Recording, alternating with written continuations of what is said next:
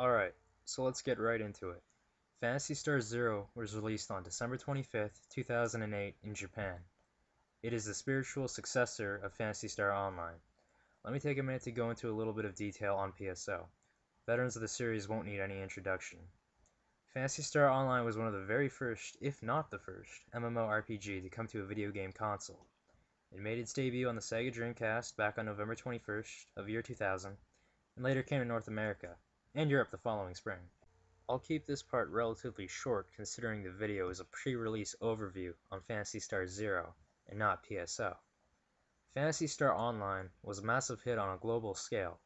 A few of the features in PSO are directly ported into Phantasy Star Zero. I'll touch base with that in a couple of minutes.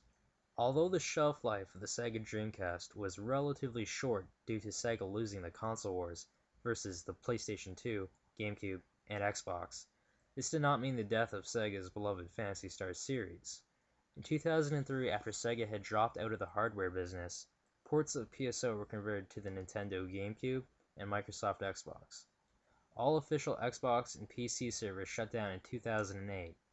Some of you may have noticed the introduction to this video features the Pioneer 2 theme from Phantasy Star Online.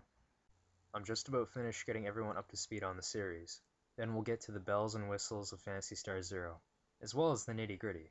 Now, while Phantasy Star Online is no more, Sega had released a next-gen version of the series in 2006, under the name Phantasy Star Universe, or PSU, on the PC, Xbox 360, and PlayStation 2, that most of you are probably all familiar with.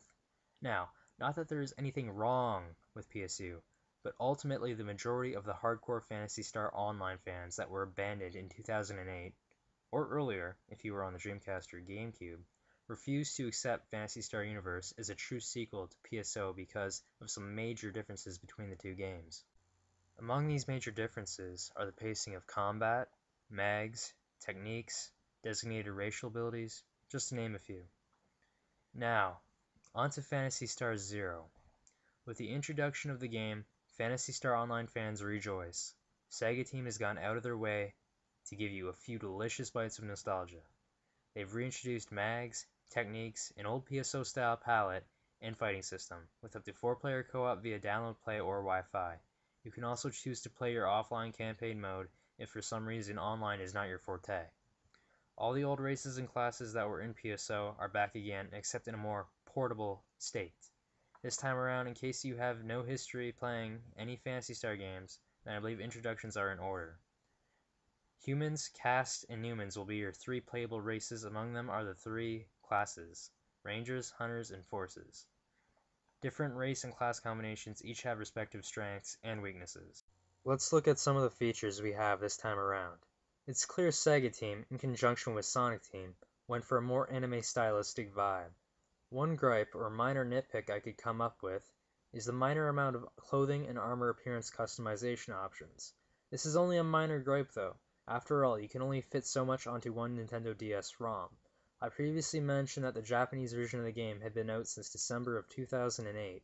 Later that following March, the Japanese DSiWare store received a demo version for 200 DSiWare points titled Phantasy Star Zero Mini. It is still unclear whether Sega will make a version for the North American DSiWare store at this time. The game is said to feature over 350 weapons, including a new type of weapon that are referred to as gun slashes. This variety has both melee and ranged combat functions. Accompanied by these are just about any and every weapon type you can think of from the Phantasy Star series. Let's take a quick look at the multiplayer. Phantasy Star Zero will fully support in-game stylus chat when co-op or online. However, there is a catch. You will need your buddy's friends codes in order to take full advantage/use of the stylus.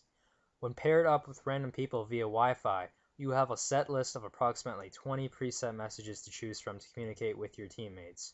One of the key differences this time around is that the maximum combat level you can reach is level 100, down from a maximum level of 200 featured in the rest of the series. Now, unfortunately, there is no lobby system like in its counterpart PSO. However, once you join an online game, you will be teleported into Daron City. Daron or Daron? I don't know, it's one or the other. The game is said to have 7 or 8 levels. That's levels, as in locations, not missions. According to Wikipedia, Sega has plans to take advantage of the DSiWare store and release a fan-favorite map, possibly from Phantasy Star Online as a Phantasy Star Zero level, voted on by the Japanese community. If this is the case, all that comes to my mind is awesome.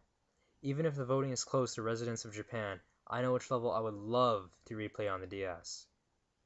The guys at Sonic Team really mixed up how loot will work in this next installment. From our understanding, once you finish clearing a room with your buddies, a box will spawn and open. Each player will have their own individual set of loot. The items on your screen will not appear for them, and vice versa. This seems like a very smart decision by Sega, in my personal opinion.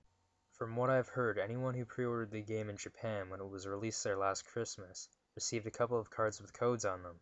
These codes are redeemable for in-game weapons and items. I'm uncertain whether this was an exclusive feature to Japan or if we can expect more of the same if you've happened to pre-order. One of the last things I'd like to mention is the review scores.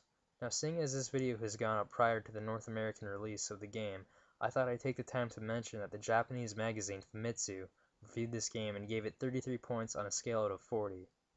Also, did any of you notice that the North American box art is slightly different than that of the Japanese? That about wraps everything up. Expect to see Phantasy Star Zero within stores in North America on November 10th, 2009, or if you're from Europe, February 12th, 2010. If there is any demand for a review, I'll consider doing one when the game is in my hands. I'll come back to post my friend code in the description to this video. Feel free to leave yours in the comments. Thanks for watching. I'll see you all online.